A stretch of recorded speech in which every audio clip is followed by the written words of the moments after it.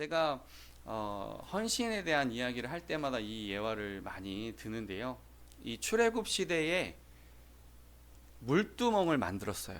여호와의 성막과 제물들, 성물들을 만들었어요. 이 성물들을 만드는데 물두멍은 제물을 씻거나 아니면은 제사장이 손을 씻거나 하는 그 물 받침대 역할을 하는 겁니다. 이것의 재료가 놋이에요. 놋인데 이 놋의 재료는 누가 많이 공급했느냐? 여인들이 많이 공급을 했답니다. 놋 거울, 뭐 요즘 사극을 보면 놋 거울 가지고 얼굴 이렇게 보는 그런 장면도 등장하고 하는데요. 놋으로 얼굴을 이렇게 요즘 거울처럼 그렇게 유리 거울처럼 예쁘고 맑고 깨끗한 거울은 아니지만 놋으로라도 자기 얼굴을 이렇게 판단했다는 거예요.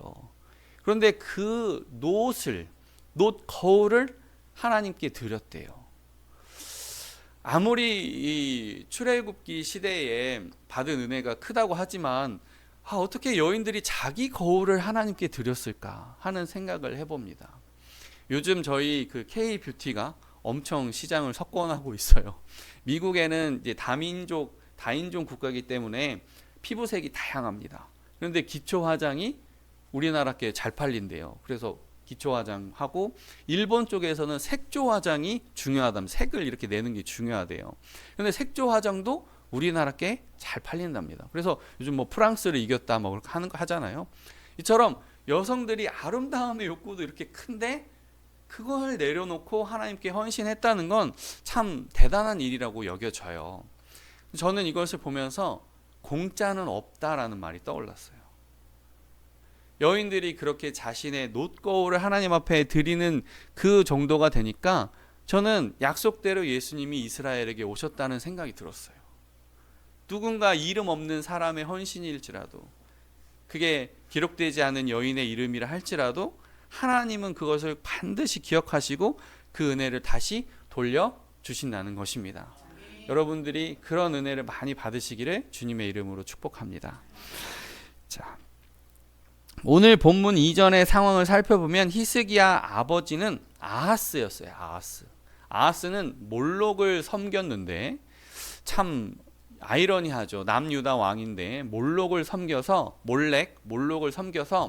이제 자기의 아들을 불 가운데로 지나가게 했어요. 하나님 보시기에 가증한 일입니다. 이뿐만 아니라 다메섹의 제단을 따라서 새 제단을 만들었어요. 우상 숭배하는 일에 진심이었다는 거예요. 그리고 여호와의 성물들을 훼손시켰습니다. 아하스 왕이 이러한 나쁜 짓을 저지르니까 어떠한 일이 발생했냐면 이스라엘의 북부인 아람과 북이스라엘이 남유다로 쳐들어오는 일이 생겼습니다. 요즘 말로 하면 러시아랑 북한이 손잡고 남한으로 쳐들어왔다는 거예요. 이해가 잘 안 되죠. 그런 일이 발생했다. 동족끼리 힘을 똘똘 뭉쳐가지고 주변 사방의 적을 막아도 힘이 부족한데 아람이랑 북이스라엘이 손잡고 남유다로 쳐들어왔다는 거예요. 그래서 12만 명이 죽고 20만 명 이상이 포로로 끌려갔어요.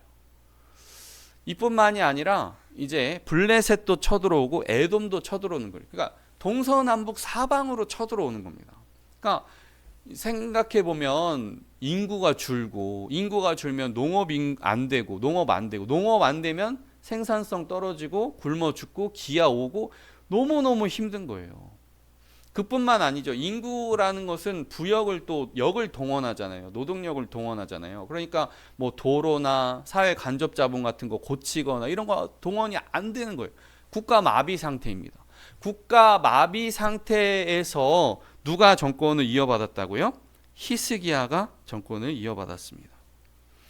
너무너무나 불안한 그 히스기야의 마음속에 무엇을 1번으로 해야 하느냐, 그게 지금 히스기야에게 중요한 거예요. 이렇게 국가가 다 무너지고 사람은 포로로 끌려가고 경제는 무너지고 이 상황에서 히스기야가 1번으로 선택한 것은 바로 하나님께 예배드리는 것입니다. 여러분이 지금 1월 달에 예배를 드리고 있잖아요. 정말 어려운 상황에도 불구하고 가장 먼저 하나님께 드려야 될 행동은 예배라는 것입니다. 예배. 그래서 성전을 정결하게 하고 백성들이 성전에 올 수 있도록 그 성결하는 모든 일들을 하고 있는데요. 오늘 본문 1에서 2절 말씀 제가 읽어보겠습니다. 히스기야가 왕위에 오를 때의 나이가 25세라. 예루살렘에서 29년 동안 다스리니라. 그의 어머니의 이름은 아비아요 스가랴의 딸이더라. 히스기야가 그의 조상 다윗의 모든 행실과 같이 여호와 보시기에 정직하게 행하여. 세상에 25살의 왕이 돼서 29년 동안 통치했대요. 너무나 평화로웠다는 것입니다. 29년 동안 통치했다. 왕정의 시기에 너무나 좋은 시간들을 맞이했다는 뜻입니다. 그런데 그의 어머니의 이름은 아비야입니다. 아비야. 그의 어머니의 이름이 아비야. 아비는 아버지라는 뜻이에요. 재밌죠? 이스라엘에서 아비는 아버지라는 뜻이고 야는 야훼를 말하는 거예요. 그러니까 여호와는 나의 아버지. 그러니까 그녀의 어머니의 이름을 통해서 히스기야가 왜 그의 아버지 아하스 왕과 다르게 히스기야가 올바른 신앙관을 가질 수 있었느냐? 어머니 때문에. 어머니 한 사람이 바로 서 있으니까 나라가 다시 바로 세워지는 겁니다. 비록 시아버지는 엉망으로 이렇게 했었더라도 며느리가 또 한 아이의 엄마가 바로 서 있으니까 그 왕의 가문이 또 그 백성이 평탄한 길로 접어들었다는 것입니다. 그리고 본문에 보니까 다윗이 정직하게 행했대요. 여러분 우리 머릿속에 다윗 하면 안 좋은 사건이 번쩍번쩍 떠오르고 다윗이 살인도 저지르고 간음도 저지르고 그것도 은폐하고 막 이런 모습들이 있었는데 왜 다윗이 정직하게 행했다고 하느냐. 근데 하나님은 정말 은혜의 하나님이셔서 우리가 다소 좀 실수가 있다 하더라도 그 인생의 전반이 하나님 보시기에 아름다우면 정직하다고 말해 주셔요. 진짜 그게 우리가 다윗 하면 벌써 안 좋은 사건 타닥하고 떠오르잖아요. 그럼에도 불구하고 다윗이 정직했대요. 그러면 다윗의 인생의 전반, 양치기 시절부터 골리앗 잡고 10년간 도망 생활하고 그 다음에 헤브론에서 정권 잡아서 차분하게 북이스라엘과 포용하고 이 모든 이민족들 물리치기까지 그 인생의 전반이 하나님 보시기에 충성과 순종이었다는 거예요. 여러분 다소 실수가 있다 하더라도 인생의 전반은 잘 이끌어 가셔서 하나님께 좋은 평가 얻으시기를 주님의 이름으로 축복합니다. 자, 그리고 나서 이어지는 본문 3에서 5절. 첫째 해 첫째 달에 여호와의 전 문들을 열고 수리하고 제사장들과 레위 사람들을 동쪽 광장에 모으고 그들에게 이르되 레위 사람들아 내 말을 들으라. 이제 너희는 성결하게 하고 또 너희 조상들의 하나님 여호와의 전을 성결하게 하여 그 더러운 것을 성소에서 없애라. 내일이 트럼프 대통령 취임식으로 알고 있습니다. 전 세계 사람들이 트럼프가 도대체 무슨 말을 하는지 관심이 엄청 많아요. 관세를 물린다, 협박을 하고 파나마를 내놓아라, 그린을 뭘 내놓아, 행정명령, 트럼프 입에서 나오는 첫 마디, 행정명령, 사인하는 거, 뭐를 1번으로 하는가, 그걸 관심 있게 봐요 사람들이. 뭘 첫 마디로 내뱉는가, 행정명령 1호가 뭔가, 뭘 사인을 첫 번째로 하는가, 그게 뭐예요? 방향성이 거기에 달려있기 때문이에요. 방향성. 저 말을 들어보면 앞으로 미국이 세계가 이런 방식으로 움직이겠구나, 그거를 예측할 수 있기 때문에 그렇습니다. 그런데 히스기야의 첫 번째 해의 첫 번째 달은 여호와의 전을 열고 수리하고 정결하게 했대요. 히스기야의 방향성이 보이는 겁니다. 히스기야는 앞으로 이런 방식으로 하나님께 백성들이 접근할 수 있도록 그 성전을 활짝 열고 수리하고 깨끗하게 하는 정결 예식을 했다는 겁니다. 그래서 예배를 중요하게 생각한다는 건데, 예배란 언어적으로 보면, 개념적으로 보면 하나님께 엎드리다, 하나님을 사랑하고 존경하는 마음으로 입맞추다, 봉사하다, 그런 뜻이 개념적으로 들어가 있습니다. 그 예배라는 단어 안에. 그러면 예배의 대상은 삼위일체 하나님이죠. 우리를 창조하시고 구원하시고 인도에 가시는 그 삼위일체 하나님께 예배를 드리는 것입니다. 그러면 우리가 예배를 드리면 어떻게 됩니까? 하나님은 영광을 받게 되고 우리는 그 은혜를 받는 거죠. 예배는 너무너무나 소중하고 중요한 겁니다. 앞으로도 계속 얘기하겠지만 우리가 예배를 드리면서 하나님을 높이고 이 추운 시간 덜덜 떨면서 와가지고 또 오늘도 저희 교회 한번 차단기가 한번 툭 내려갔죠. 다행히 10분 전이어서 딱 복구를 하긴 했는데, 이러한 불편함 속에도 예배를 왜 이렇게 드려야만 하느냐, 우리의 존재의 의미를 알게 돼요. 내가 수고하고 무거운 짐진자로서 살다가 예배를 드리면서 내가 하나님 딸이지, 하나님 아들이지, 하나님 자녀지, 내가 그냥 평생 수고하고 맨날 설거지하고 막 일하고 뭐 손 시렵고 그게 내 인생의 전부가 아니라 내가 하나님의 형상을 닮은 존재지, 내가 하나님의 영광을 위해서 살지, 그 존재를 깨닫고 확인하는 시간인 거예요. 이 시간이. 그래서 중요한 거예요. 일주일에 한 번이지만. 그리고 나서 히스기야는 레위인들에게 명해서 백성들이 자유롭게 예배드릴 수 있도록 성전문을 활짝 열라고 명령하고 있어요. 그런데 우상을 제거하라고 하잖아요. 인간에게 우상이 너무 많아요. 우리가 뭐 집집마다 뭐 불상 하나씩 놓고 섬기는 사람들 여기 아무도 없잖아요. 그럼에도 불구하고 우리 마음속에 있는 우상들을 제거해야 되는 것이 우리가 말씀에 대한 적용이라고 볼 때 우리는 많은 우상들이 있는 것 같아요. 한마디로 말하면 나의 만족과 나의 유익을 위해서 과도하게 시간과 물질을 쓰면 그게 다 우상이라고 보시면 돼요. 그게 어떠한 뭐 돈을 버는 일이라든지 아니면 성취감이라든지, 성취감도 때로는 우상이 될 수도 있어요. 그리고 어떠한 명예라든지 또 어떤 취미나 오락이라든지 어떤 쾌락적인 거라든지 어떠한 것이라도 우리에게 우상이 될 수가 있습니다.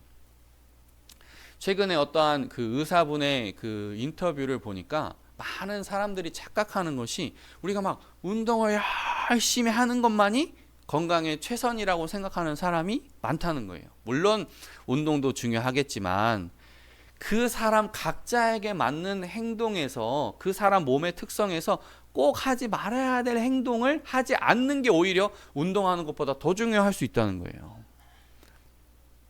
어떤 사람에게는 햄버거가 정말 자기 몸에 독약이 될 수도 있고, 어떤 사람은 커피가 자기 몸에 독약이 될 수도 있습니다. 제가 저의 예시를 드니까 그래요. 제가 정말 뭐 장거리 운전하면 디카페인 커피를 한 잔 마시기도 하지만은 최근에 이제 커피를 정말 끄는 것 같아요. 제 사무실에 커피 캡슐이 10개 정도 있거든요. 제가 달고 살았었어요. 근데 제가 어느 날 한의원에 가가지고 이렇게 혈압 체크기를 딱 했는데 고혈압 수치에 딱 나왔어요. 제 눈이 휘둥그레졌습니다.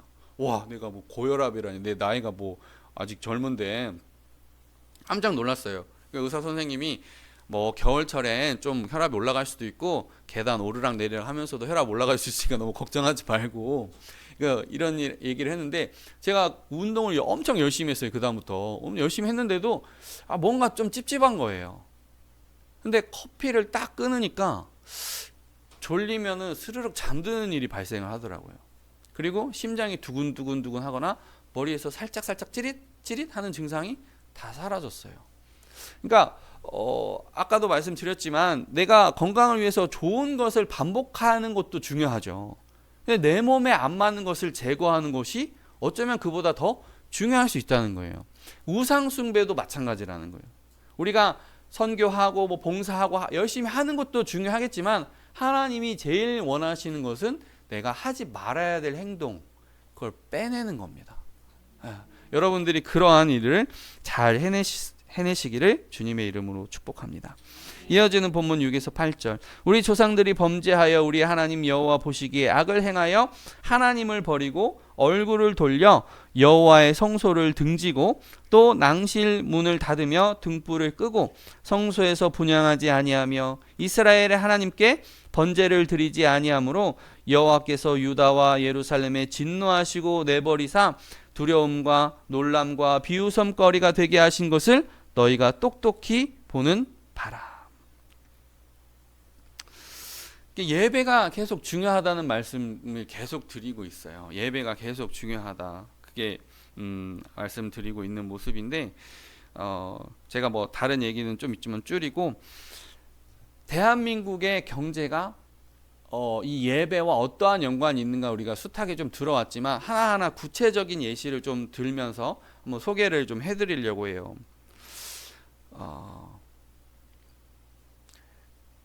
삼성전자가 있죠. 삼성전자 우리나라 이제 대표 1등 기업인데 지금 전 세계에서 허약한 거인이라고 불리고 있어요.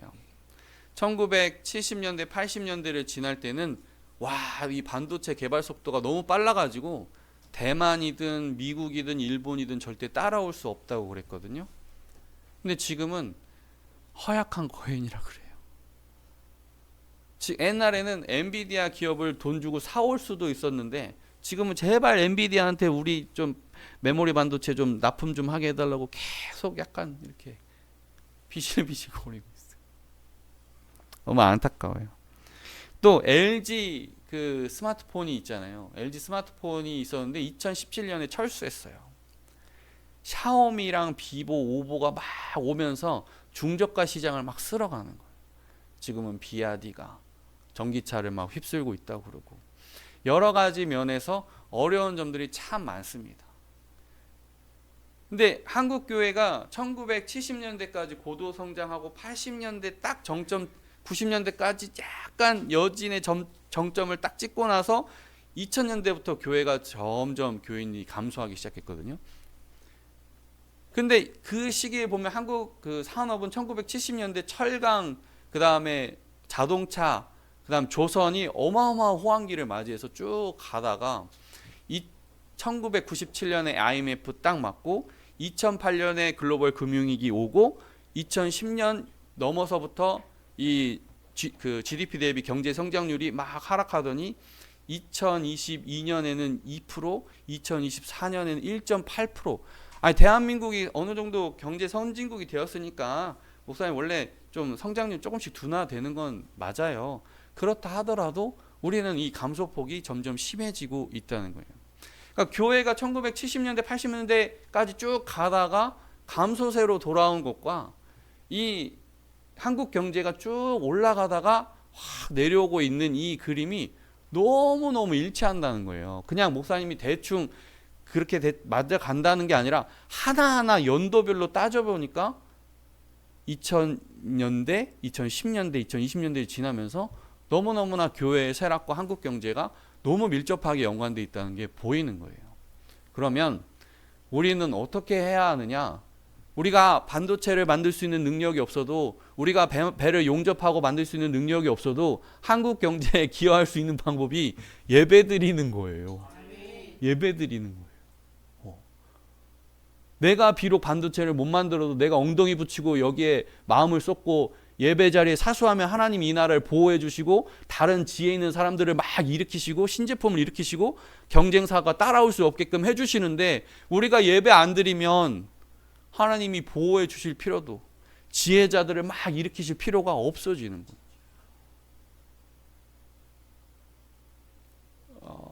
우리의 대한민국의 운명이 우리의 예배드림의 행동하고 너무 밀접하게 맞닿아 있습니다. 정말 꼭 기억해야 돼요. 또한 하나님께서 경고하시는 것이 있는데 대한민국의 리더들이 영적인 타락이 오면 꼭 이상한 참사가 생겨요. 우주의 기운이 모아진다라든지 막 그런 이상한 쓸데없는 국무회의에서 그런 얘기하고 막 그런 얘기를 한다든지 아니면 뭐 주수라는 사람을 곁에 둔다든지 그러면 꼭 이상하게 나라에 어려운 일이 생겨요. 기억하면 좋겠어요. 우리가 투표도 잘 해야겠지만 꼭 물론 그럴 수도 있어요. 예수님 믿는 사람이 대통령 될 수도 있고 예수님 안 믿는 사람이 대통령 될 수도 있는데 그 대통령과 주변 사람들이 이상한 주술이나 그런 영적인 세계에 빠져 있으면 꼭 이 나라에 많은 사람이 죽는 일이 생긴다라든지 참사가 생긴단 말이에요. 그러니까 제가 나이가 그렇게 많지 않아요. 않는데도 제가 벌써 2번을 경험한 걸 보면 우리는 정말 이 나라의 지도자의 그 영적 바로섬을 위해서 기도하고 투표를 잘 해야 됩니다. 네. 그러면 뭐 지도자만 하면 되느냐? 아니죠. 우리 개개인도 정말 하나님께 자기 삶을 드리면서 자기의 어떠한 모든 아이를 키우는 것과 이런 모든 정신의 일이 하나님께 맞닿아 있어야 돼요. 자녀 교육 문제를 하나 예를 들면 그래요. 자녀 교육의 문제. 제가 존경하는 목사님이 부모가 자녀에 대해서 과도하게 막 뭘 해라 하는 것이 좋지 않대요. 하나님께 맡기라는 거예요. 만약에 부모가 자녀에게 뭐를 해라 하면은 그래 네 뜻대로 한번 자녀를 키워봐라. 하나님 손을 떼신다는 거예요. 그 능력을. 하나님께서 그 아이에게 독특한 고유성과 달란트를 주셨는데 그 달란트와 독특한 고유성을 무시하고 막 해라 하면은 하나님께서 손을 떼셔버린다는 거예요. 이게 두려운 일이에요. 저희 자녀를 키울 때도 그런 마음까지도 저는 갖게 됐어요. 설령 우리 소윤이가 대학에 안 간다 하더라도 나는 괜찮다. 저는 거기까지 내려놔 버렸어요. 그냥 제가 부모에게 사랑을 많이 받았기 때문에, 제가 공부를 많이 했기 때문에, 그 대학에서 만난 친구들이 너무 소중하고 좋기 때문에 대학을 보내야 되지 않을까 하는 마음 한켠에 있었는데 그 끄트머리에 붙어있는 생각도 내려놓게 하시더라고요. 그래 공부할 사람들을 하고. 요즘 보면은 서울대생이 재수 삼수 한대잖아요. 내려놓고 학과 바꾸려고. 그러니까 막 너무 괴롭히지 않고 싶다는 마음이 든 거예요. 저희 어머니가 저를 초등학교 때 피아노를 가르치려고 그렇게, 피아노 치는 남자가 멋있다고 그렇게 막 하는, 지금 피아노 치라고 해도 안 쳐요. 기타도 잘 못 쳐요. 악기는 안 치네. 반주기랑 치네. 반주기는 좋아. 근데 그게 초등학교 때 막 남자가 피아노 치면 멋있다 그래가지고 막 학원 막 몇 년씩 가고 울면서 피아노 학원 안 간다고 그러고, 막 아버지는 피아노 학원 그만 보내라고 그러고, 막 자녀에게 좋은 것을 주는 부모가 되세요. 네. 그렇게 키우면 뭐합니까? 나중에 결국에는 그 트라우마 때문에 점점 멀어지는데, 여기 피아노가 있지만 멀잖아요 지금 저한테. 그런 것처럼 우리가 하나님께 잘 자기 삶을 맡겨야 돼요. 요약하면 이 나라의 지도자는 영적인 타락을 마치고 하나님 앞에 가야 된다는 거. 지도자 아닌 백성들은 하나님께 자기 삶을 맡기고 의지하는 정신적인 삶을 살아야 된다는 거. 또 이 예배는 우리의 경제와 밀접하게 연관되어 있다는 거. 이 세 가지를 말씀을 드렸습니다. 이어지는 본문 9에서 11절. 이로 말미암아 우리의 조상들이 칼에 엎드려지며 우리의 자녀와 아내들이 사로잡혔느니라.